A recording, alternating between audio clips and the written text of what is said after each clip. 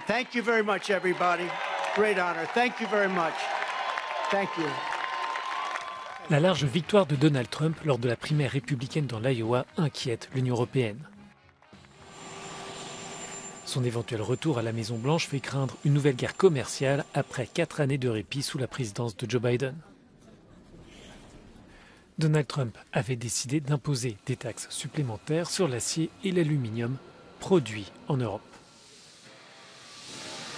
Non dormiamo sonni molto tranquilli. È vero che il contesto comunque è cambiato ed è mutato molto rispetto a quelli che erano gli anni precedenti, anche in il contesto di guerra, il contesto di instabilità mondiale, che potrebbe da un lato portarlo a più miti consigli.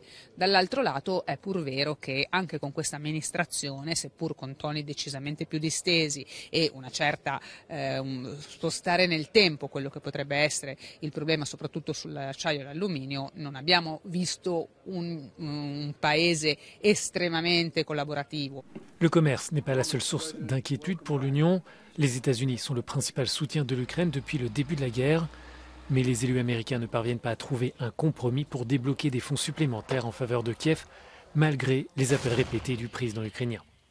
En cas de victoire de Donald Trump, les États-Unis pourraient alors devenir un allié moins fiable.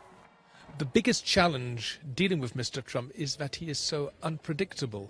He has said the one thing on Ukraine, that he will support Ukraine as much as required, and on the other hand he has been openly questioning further US support for Ukraine.